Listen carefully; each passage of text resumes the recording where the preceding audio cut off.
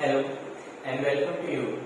आज के इस वीडियो में हम अपने साइंस के चैप्टर 1 के टॉपिक को आगे बढ़ाते हुए ये देखेंगे कि किस तरीके से हम टाइप्स ऑफ रिएक्शंस आइडेंटिफाई करते हैं, रासायनिक अभिक्रियाओं के प्रकार कौन कौन से होते हैं। एक बार रिकॉल करते हैं कि लास्ट वीडियो में हमने क्या क्या सीखा था। लास्ट वीडियो में हमने ये जाना कि केमिकल रिएक्शन क्या होता है, देन उसके बाद हमने ये पहचान करी कि केमिकल रिएक्शन जब होता है, कोई भी रासायनिक अभिक्रिया जब होती है तो कौन कौन से ऑब्जर्वेशन हमें वहां पे नजर आते हैं।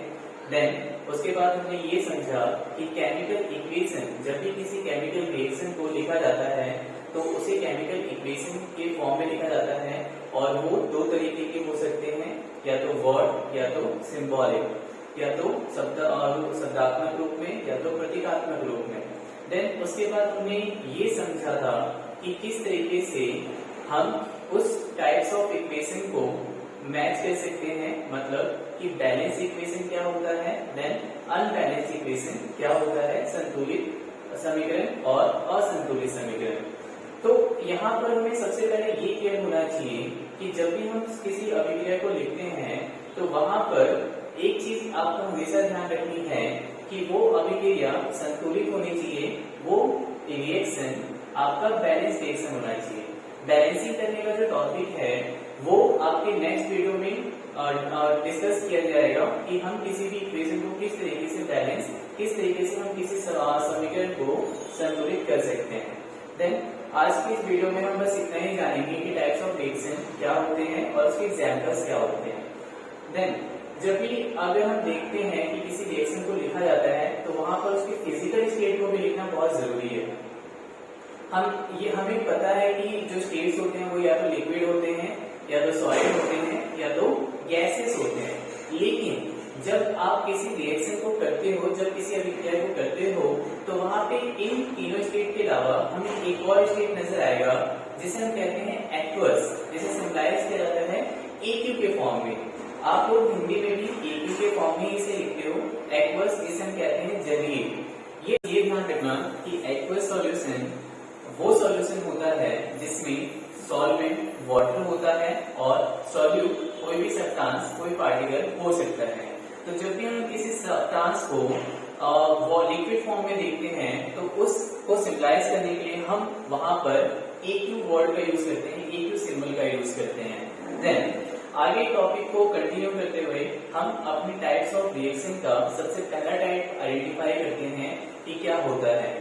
तो टाइप्स ऑफ रिएक्शन में जो सबसे पहला टाइप है वो है कॉम्बिनेशन रिएक्शन, संयोजन अभिक्रिया। तो संयोजन अभिक्रिया, कॉम्बिनेशन रिएक्शन, इसके नाम से हमें पता लगता है कि यहाँ पर जो रिएक्टेंट्स हैं वो कॉम्बाइंड होते हैं। अब बात आई कि कंबाइन होके वो क्या बनाते हैं, तो कंबाइन होके वो एक सिंगल प्रोडक्ट फॉर्म करते हैं। तो सिंपल सी डेफिनेशन होगी इसकी कि when in a reaction two or more than two reactants combine to form a single product, then it is a combination reaction। संयोजन अभिक्रिया एक ऐसी अभिक्रिया है जिसमें दो या दो से अधिक अभिकारक मिलकर एकल उत्पाद बनाते हैं। एग्जाम्पल उदाहरण के तौर पर हम समझें तो सबसे पहला है बर्निंग ऑफ कोल। कोयले को जब हम जलाते हैं, कोयला डेट मीन्स कार्बन, कार्बन जब जलता है तो वो ऑक्सीजन के साथ रिएक्ट करता है और कार्बन डाइऑक्साइड गैस बनाता है। तो यहाँ पे दो रिएक्टेंट्स हैं, कार्बन और ऑक्सीजन, जो कि रिएक्ट करके एक single product carbon dioxide gas बनाते हैं। देन अगर हम देखें तो हाइड्रोजन और ऑक्सीजन जब रिएक्ट करते हैं तो वहां पे भी सिंगल प्रोडक्ट वाटर फॉर्म होता है। अगर हम इसी रिएक्शन को ऑब्जर्व करें तो हमें एक और चीज यहाँ पे दिखाई देगी, वो है रियलाइजेशन ऑफ हीट, ऊष्मा का उत्पन्न होना। तो इसी चीज को इसके साथ जोड़ते हुए जब हम देखते हैं तो अनदर रिएक्शन हमें नजर आता है जिसे हम कहते हैं एक्सोथर्मिक रिएक्शन, ऊष्माक्षेपीय अभिक्रिया। ऊष्माक्षेपीय अभिक्रिया वो अभिक्रिया जिसमें आपको ऊष्मा या ऊर्जा बनती हुई नजर आएगी। तो यहाँ पर अगर हम इसके एग्जाम्पल को देखें तो जैसा आप लोग अपने घरों में देखते हो कि जब हमें सफेदी करवानी होती है तो हम चूना लेकर आते हैं जिसे हम कहते हैं CaO, जिसे इंग्लिश में क्विकलाइन कहा जाता है। तो जब हम CaO मतलब चूने को पानी में डालते हैं तो पानी में डालने के बाद ये वाटर के साथ रिएक्ट करता है और हीट रिलीज करता है, और रिलीज करने के बाद ये कैल्शियम हाइड्रोक्साइड बनाता है CaOH2, जिसे हम कहते हैं स्लैग लाइम, बुझा हुआ चूना। तो यहाँ पे एक एग्जांपल तो ये हो गया कि क्विक लाइम, दैट मीन्स बिना बुझे हुए चूने को जब हम पानी में डालते हैं तो ये अत्यधिक मात्रा में ऊष्मा उत्पन्न करता है और कैल्शियम हाइड्रोक्साइड का निर्माण करता है। दूसरा एग्जांपल हम अपने ह्यूमन बॉडी के अंदर भी देख सकते हैं, रेस्पिरेशन। हम जानते हैं कि जब हम रेस्पिरेट करते हैं, जब हम श्वसन करते हैं, तो हमारी कोशिका सेल्स उस रेस्पिरेशन सिस्टम के दौरान ऑक्सीजन एब्जॉर्ब करती है। मतलब कि अब बात आई कि ऑक्सीजन एब्जॉर्ब करने के बाद होता क्या है, तो हमारे सेल्स के अंदर कार्बोहाइड्रेट ब्रेक डाउन होके ग्लूकोज फॉर्म में अवेलेबल रहता है। तो वहां पे जो ग्लूकोज है जिसका केमिकल नेम होता है C6H12O6, एक्वस फॉर्म में होता है। ये एक्वस फॉर्म में जब ये ऑक्सीजन के एक्वस फॉर्म से रिएक्ट करता है और कार्बन डाइऑक्साइड और जल, वाटर और एनर्जी रिलीज करता है। तो ये दोनों एग्जाम्पल आपके एक्सोथर्मिक रिएक्शन के एग्जाम्पल हैं। देन आगे बढ़े तो हमें यहाँ पर कुछ और भी एक्सोथर्मिक रिएक्शन नजर आएंगे जो कि कॉम्बिनेशन रिएक्शन से मतलब रिलेट नहीं करते। वो एग्जाम्पल हो सकते हैं बर्निंग ऑफ मीथेन, ठीक है, या फिर अनदर। देन यहाँ पर एक और फैक्ट है, और वो फैक्ट हमारे पहले एग्जाम्पल से रिलेट करता है कि जब हम बुझे हुए चूने को, स्लैग लाइम को यूज करते हैं व्हाइट वॉशिंग में, तो एक्चुअल में हमें क्या ऑब्जर्व होता है। तो ये जो स्लैग लाइम है, ये during the white washing carbon dioxide के साथ रिएक्ट करता है जो एयर के अंदर प्रेजेंट रहती है और एक व्हाइट लेयर बनाता है जिसे हम कैल्शियम कार्बोनेट कहते हैं। ये कैल्शियम कार्बोनेट शाइनिंग फॉर्म में हमारी दीवारों पर दिखाई देती है और वाटर वहां से सेपरेट हो जाता है, और इसी कैल्शियम कार्बोनेट को हम मार्बल का केमिकल नेम भी कहते हैं। मतलब कि संगमरमर का जो रासायनिक सूत्र होता है वो CaCO3 होता है। देन अगर हम अगले रिएक्शन पे जाएं तो अगला रिएक्शन है हमारा डिकम्पोजिशन रिएक्शन। डिकम्पोजिशन रिएक्शन वियोजन अभिक्रिया एक ऐसी अभिक्रिया होती है जिसमें एक सिंगल रिएक्टेंट ब्रेक होकर दो प्रोडक्ट्स या दो से ज्यादा प्रोडक्ट्स में टूट जाता है। दैट मीन्स इसकी डेफिनेशन में हम यही कहते हैं कि जब कोई सिंगल रिएक्टेंट ब्रेक होकर दो या दो से ज्यादा प्रोडक्ट्स बनाता है तो उस तरीके के रिएक्शन को हम डिकम्पोजिशन रिएक्शन, वियोजन अभिक्रिया कहते हैं। तो इसके एग्जाम्पल जो हैं वो डिकम्पोज के बेसिस पे हम यहाँ पे समझेंगे कौन कौन से होते हैं। डिकम्पोज करने का मतलब यह है कि हम किस तरीके से सिंगल रिएक्टेंट को दो या दो से अधिक प्रोडक्ट्स में तोड़ सकते हैं। पहला सोर्स है हीट, ऊष्मा। ऊष्मा का उपयोग हीट का यूज करके हम सिंगल रिएक्टेंट को दो या दो से अधिक प्रोडक्ट्स में तोड़ देते हैं। अगर हम यहाँ पे एग्जाम्पल देखें तो जैसे पहला एग्जाम्पल है कि FeSO4 को जब हीट किया जाता है तो ये Fe2O3 और सल्फर डाइऑक्साइड और SO3 में टूट जाता है। देन अगर हम दूसरा एग्जाम्पल देखें तो कैल्शियम कार्बोनेट जो हमने कहां से ऑब्टेन किया था, स्लैग लाइम से। जब हम बुझे हुए चूने को कार्बन डाइऑक्साइड के साथ रिएक्ट करवाते हैं तो वहीं से हमें कैल्शियम कार्बोनेट मिलता है। तो इसी कैल्शियम कार्बोनेट को जब हीट किया जाता है तो यहाँ से कैल्शियम ऑक्साइड मतलब CaO क्विक लाइम सेपरेट हो जाता है और कार्बन डाइऑक्साइड गैस वहां से रिलीज हो जाती है। देन अनदर एग्जांपल है हमारा लीड नाइट्रेट। लीड नाइट्रेट को जब हीट करते हैं तो हमें लीड ऑक्साइड और नाइट्रोजन डाइऑक्साइड और ऑक्सीजन गैस रिलीज होती हुई ऑब्जर्व होती है। तो यहाँ पे आप एक और चीज ऑब्जर्व करोगे जो कि है चेंज इन कलर। तो लीड नाइट्रेट जो व्हाइट कलर का होता है, नाइट्रोजन गैस रिलीज होने के कारण ये ब्राउन कलर में चेंज हो जाता है, भूरे कलर में, भूरे रंग का हमें परिवर्तन यहाँ पे नजर आता है। देन अगर हम आगे बढ़े तो दूसरा सोर्स हमारा है विद्युत, इलेक्ट्रिसिटी। जब हम किसी रिएक्टेंट को इलेक्ट्रिसिटी का यूज करके डिकम्पोज करते हैं तो उस तरीके के रिएक्शन को हम कहते हैं इलेक्ट्रोलाइटिक डिकम्पोजिशन, जिसे हम हिंदी में विद्युतीय वियोजन कहते हैं। तो इसके एग्जाम्पल में आप यहाँ पे ये देख सकते हो कि जब हम H2O मतलब वाटर में जब इलेक्ट्रिसिटी ट्रांसफॉर्म करवाते हैं तो वहां से हाइड्रोजन और ऑक्सीजन दोनों ही सेपरेट हो जाते हैं। यहाँ पे तीसरा जो सोर्स है हमारा वो है लाइट, प्रकाश। आप यहाँ पे ये ऑब्जर्व करोगे कि जब सिल्वर क्लोराइड को लाइट के प्रेजेंस या सनलाइट के प्रेजेंस में लेकर आते हो तो ये जो है डिकम्पोज होके सिल्वर और क्लोरीन बनाता है। तो यहाँ पे क्लोरीन बनने के कारण ये व्हाइट से ग्रीन कलर का हो जाता है। तो यहाँ पे भी आप रंग में परिवर्तन यहाँ पे भी आपको रंग में परिवर्तन नजर आता है। देन यहाँ पे आपने ये देखा कि किस तरीके से डिकम्पोजिशन रिएक्शन में हम एक सिंगल रिएक्टेंट को अलग अलग प्रोडक्ट्स में तोड़ सकते हैं। तो यहाँ पे हर प्रोसेस में आप किसी सोर्स का यूज कर रहे हो, चाहे वो लाइट हो, चाहे वो हीट हो, चाहे वो आपका इलेक्ट्रिसिटी हो। तो यहाँ पे इन तीनों ही बेसिस को अगर देखें तो जब इनका यूज किया जाता है तो इस फॉर्म में आप यहाँ पे एक और रिएक्शन आइडेंटिफाई कर सकते हो कि जब भी किसी रिएक्शन में हम किसी हीट को एब्जॉर्ब करवाते हैं तो वहां पे उस तरीके के रिएक्शन को हम कहते हैं एंडोथर्मिक रिएक्शन। एब्जॉर्ब करने का मतलब कि वहां पे हमने हीट का यूज करके किसी रिएक्टेंट को ब्रेक किया। तो जहां पे भी किसी भी रिएक्शन में अगर आपको हीट एब्जॉर्ब होती हुई नजर आएगी तो उस तरीके के रिएक्शन को आप एंडोथर्मिक रिएक्शन, ऊष्मा शोषी अभिक्रिया कह सकते हो।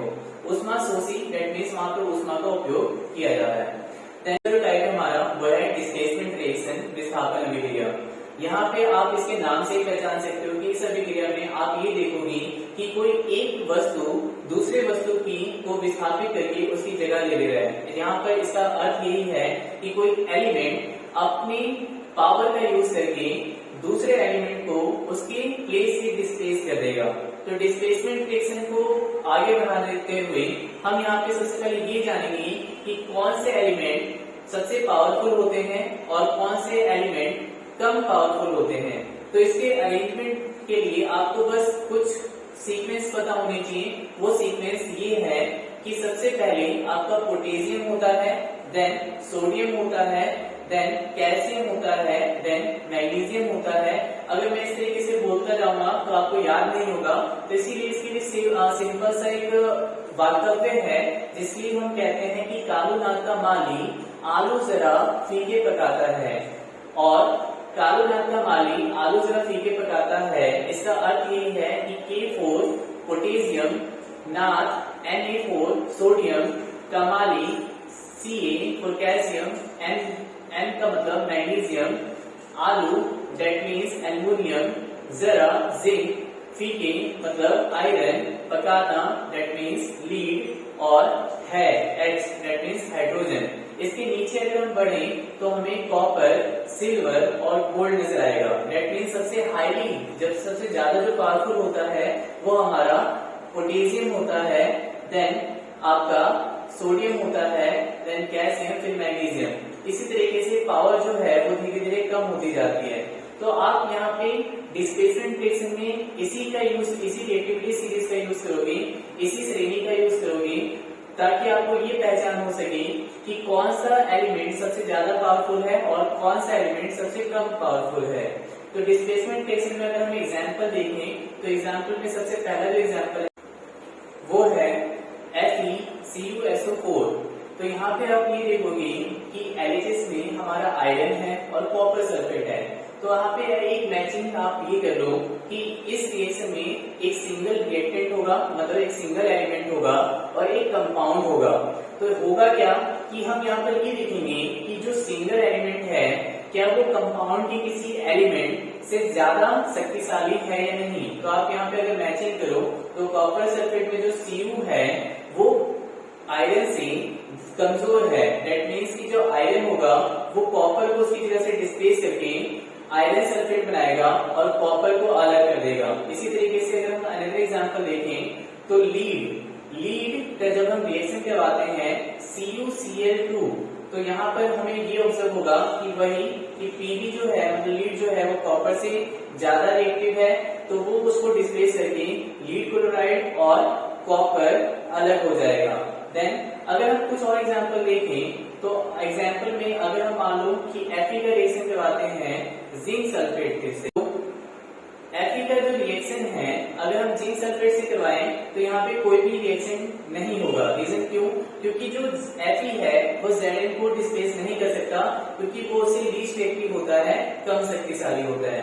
तो इस तरीके से आप डिस्प्लेसमेंट रिएक्शन की आइडेंटिफिकेशन कर सकते हो कि अगर किसी रिएक्शन में कोई एक एलिमेंट अपनी रिएक्टिविटी पावर के बेसिस पे कंपाउंड में से दूसरे एलिमेंट को अलग करके कुछ प्रोडक्ट्स बनाते हैं, तो उस तरीके के रिएक्शन को हम डिस्प्लेसमेंट रिएक्शन कहते हैं। चौथा जो टाइप है हमारा वो है डबल डिस्प्लेसमेंट रिएक्शन, द्वितीय विस्थापन अभिक्रिया। द्वितीय विस्थापन अभिक्रिया, यहाँ पे विस्थापन वर्ड आ रहा है, डिस्प्लेसमेंट वर्ड आ रहा है, तो बिल्कुल ये डिस्प्लेसमेंट रिएक्शन से थोड़ा सा मिलता जुलता है। बस फर्क ये है कि डिस्प्लेसमेंट रिएक्शन में सिंगल एलिमेंट कंपाउंड से एलिमेंट को डिस्प्लेस कर देता है। यहाँ पर डबल डिस्प्लेसमेंट रिएक्शन में हम दो तरह के कंपाउंड्स देखेंगे और वो दोनों ही कंपाउंड्स आयनिक कंपाउंड्स होंगे। अब आयनिक कंपाउंड क्या होता है या आयनिक यौगिक क्या होता है, इसके लिए आपको नेक्स्ट चैप्टर मतलब 4th चैप्टर तैयारी करना होगा। तो यहाँ पे मैं बस यही बता दूं कि आयनिक कंपाउंड्स वो होते हैं जो आयनिक फॉर्म में एक दूसरे से जुड़े होते हैं। Ionic form that means cation और एनायन। हम जानते हैं कि जो एटम्स होते हैं वो या तो धनात्मक होगा या तो ऋणात्मक, मतलब कैटायन होगा या तो एनायन। कैटायन तब होता है जब वो पॉजिटिव चार्ज होता है। पॉजिटिव चार्ज का मतलब कि वो इलेक्ट्रॉन्स को डिस्चार्ज कर देता है, या फिर नेगेटिव चार्ज तब होगा जब वो किसी से इलेक्ट्रॉन्स बोरो कर लेता है। तो यहाँ पे जब एक पॉजिटिव चार्ज एलिमेंट किसी नेगेटिव चार्ज एलिमेंट के साथ कंबाइन होता है तो वो एक आयनिक कंपाउंड बनाता है। तो यहाँ पे अगर हम एग्जाम्पल देखें तो एग्जाम्पल जो है Na-SO4 और बेरियम क्लोराइड। तो यहाँ पे सोडियम सल्फेट और बेरियम क्लोराइड में दोनों में ही कंपाउंड्स में अगर हम देखें तो Na पॉजिटिव है, सल्फेट नेगेटिव है, बेरियम पॉजिटिव है, क्लोरीन नेगेटिव है।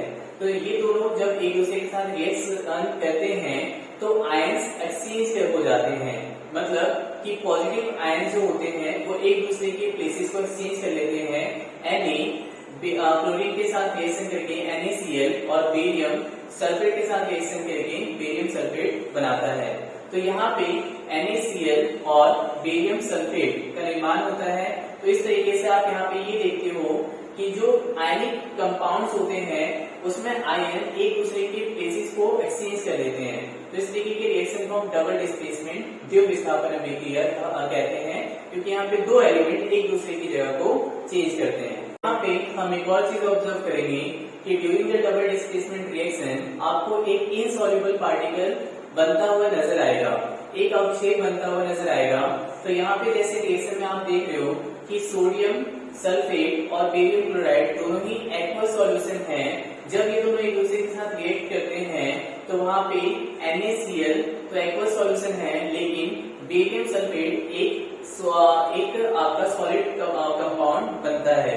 तो ये जो सॉलिड कंपाउंड है ये उस सॉल्यूशन में इनसॉल्युबल रहता है, मतलब धीरे धीरे नीचे बैठ जाता है। तो इस तरीके से जिस रिएक्शन में एक इनसॉल्युबल पार्टिकल फॉर्म होता है उस रिएक्शन को हम कहते हैं प्रेसिपिटेशन रिएक्शन।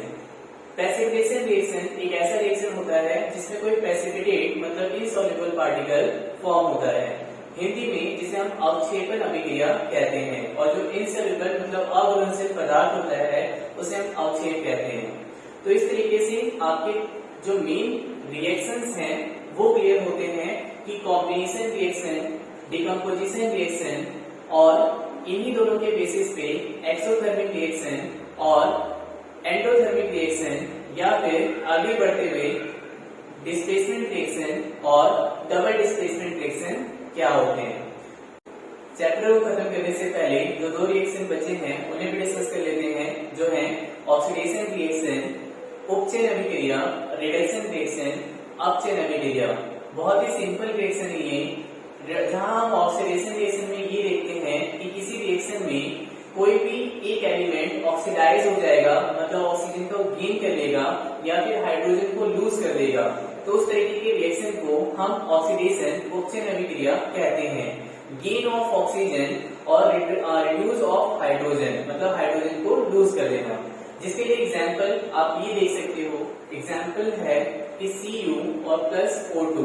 तो जब हम कॉपर का रिएक्शन ऑक्साइड के साथ करवाते हैं, ऑक्सीजन गैस के साथ करवाते हैं, तो ये CuO बनाता है, तो ऑक्सीडाइज हो जाता है। तो डेट मीन्स इस तरीके के रिएक्शन को ऑक्सीडेशन, उपचयन अभिक्रिया कहेंगे।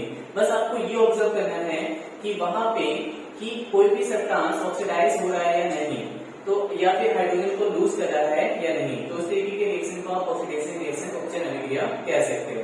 देन रिडक्शन में आप ये देखोगे, अपचयन में ये देखोगे कि वहां पे रिवर्स प्रोसेस होगा, ऑक्सीजन लूज करेगा और हाइड्रोजन गेन होगा इस सब्सटेंस में।